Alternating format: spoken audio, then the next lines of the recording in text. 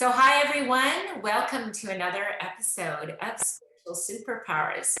Today we have a great episode. We are interviewing Alex Leikermoser, and Alex is a yoga teacher.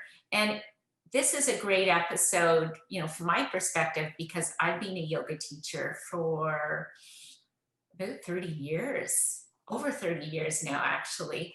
So, this episode is going to be near and dear to my heart.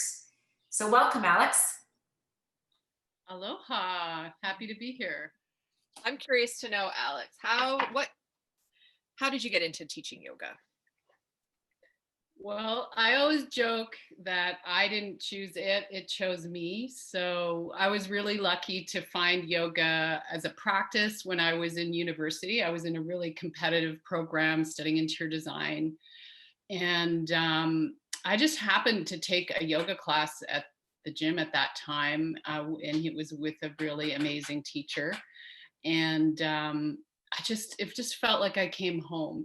I remember that first class, I was like, what is this? And I felt so good. And yeah, that was the beginning of my journey. And fast forward, in my 30s, early 30s, I had a burnout. I was running my own interior design company, and I was on the leading edge of green before green was big. And I was definitely, I would say, type A workaholic, believe it or not. And I was like, I don't have time for yoga. I don't have time to take an hour out of my schedule. And and very quickly, it was very humbling. Like, yoga taught me that it was necessary if I wanted to manage my health and my life. And I did get quite ill. I did burn myself out so badly. And I sort of made a pact, those moments when we sort of reach the end of our rope and we're like, I'll do anything. And I sort of made this pact with the universe. I'll do anything to get healthy. And I'll do anything you say, and I'll commit my life to helping people.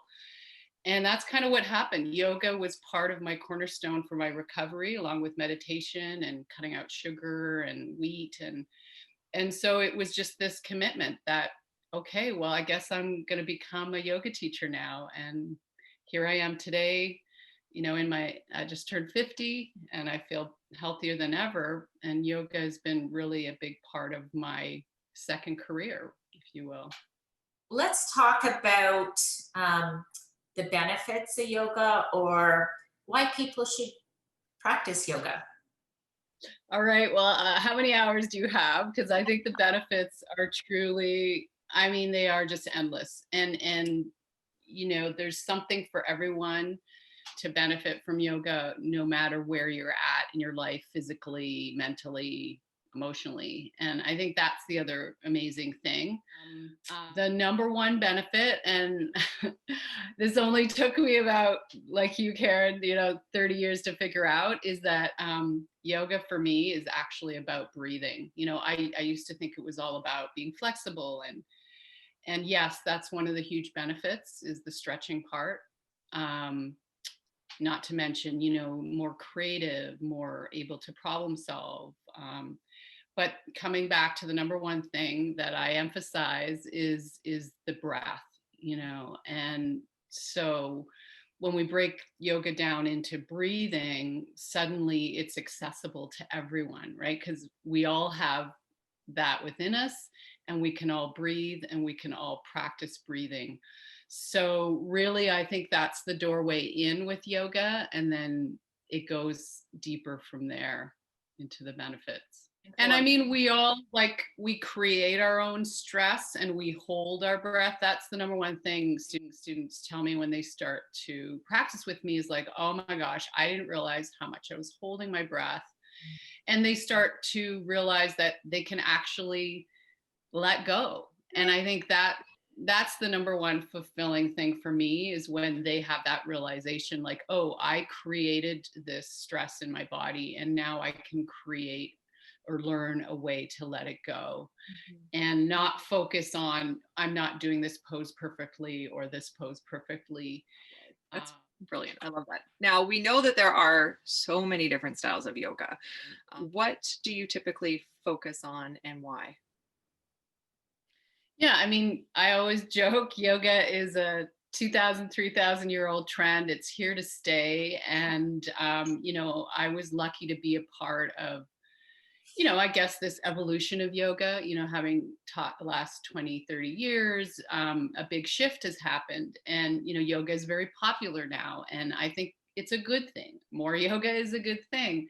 And, you can get all kinds of yoga from, you've got your Kundalini, your Ashtanga, you've got your aerial yoga, your acro yoga, and I think they're all amazing.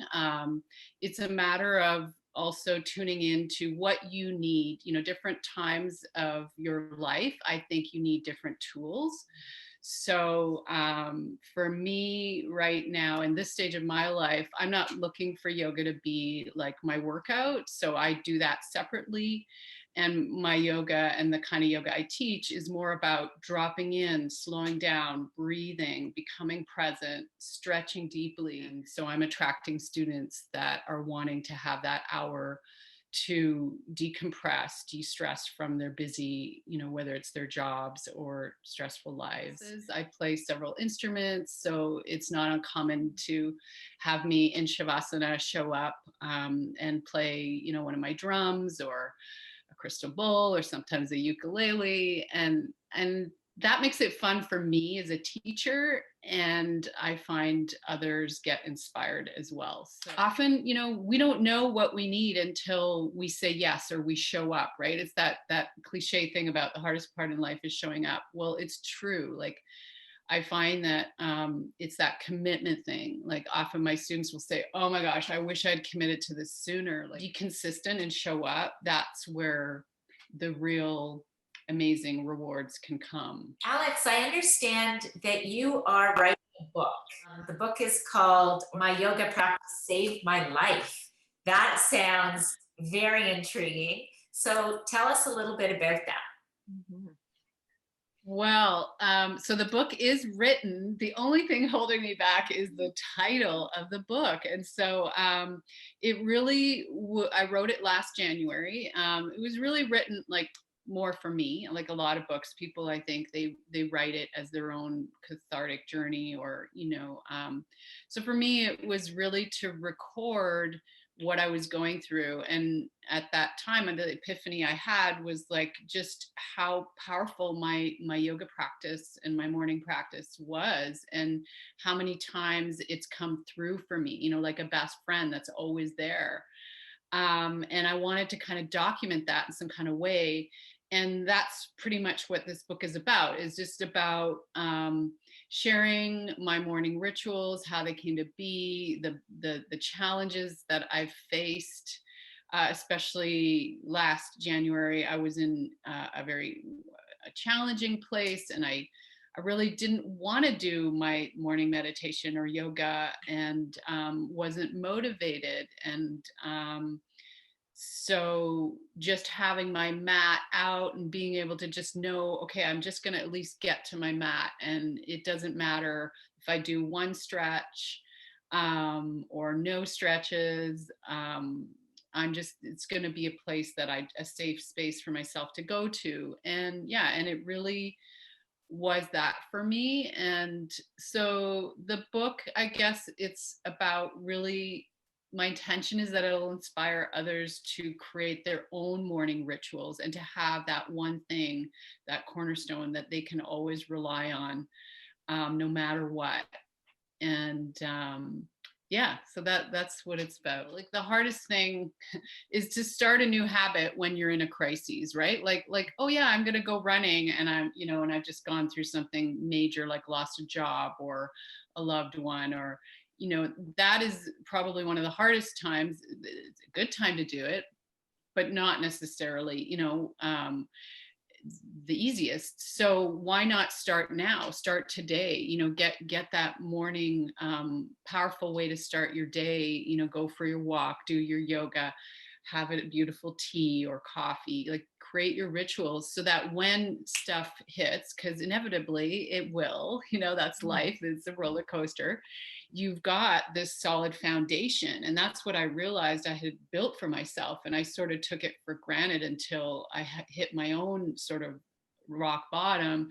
And I realized just how valuable this practice was that I created. So it's sort of now becoming my main mission, I think, is to really inspire others to do this, to build your morning practice. What other services are you currently offering? I've decided to move my studio online and create that same experience. So I've created a 12-month mentorship, I guess is what I'm calling it, because I don't want to call it a course, because sort of like your show, it's very fluid. I want people to come into the program and be supported wherever they're at. So, someone might be, have been practicing for a long time. Someone might be new to yoga, but they're in this beautiful incubator space with me, and we're all in it together, and we're showing up to do our yoga practice together. And then every month there's different themes, and yeah, we just have a lot of fun. So I've just gone through a 3-month beta test with my students, 10 of my regular students, and we're just opening our doors now to welcome in some new people to join us. And see and be open to see what can happen for them in a year if they keep showing up for themselves and commit to creating these rituals. So yeah, so it's pretty exciting. They get in touch with you if they want to join your program. The best, I guess, place is to go to my website, Yogagurl, Gurl, so girl like guru, Gurl.com. And actually, I've set up a free little gift for your listeners. So if they sign up there at my website, they'll get a little email. And it includes some fun rituals that they can get started on right away. There's like a little list and a video of me playing my drum, so a little guided meditation. So I'm hoping that will, get them started on their journey. And, if there's one thing I've learned through yoga, like, yes, it's saved me many, many times, but is that I'm worth it. I'm worth investing in myself. Like, I'm worth investing in my health, mental, physical, emotional, spiritual. And that took me a long time, that just in itself, to say I'm worth making the time for myself. To our viewers, thank you so much for tuning in, and make sure you like us, make sure you subscribe. We'll put some information about Alex and where to get in touch with her in the description box below. So thanks again, everyone. See you later.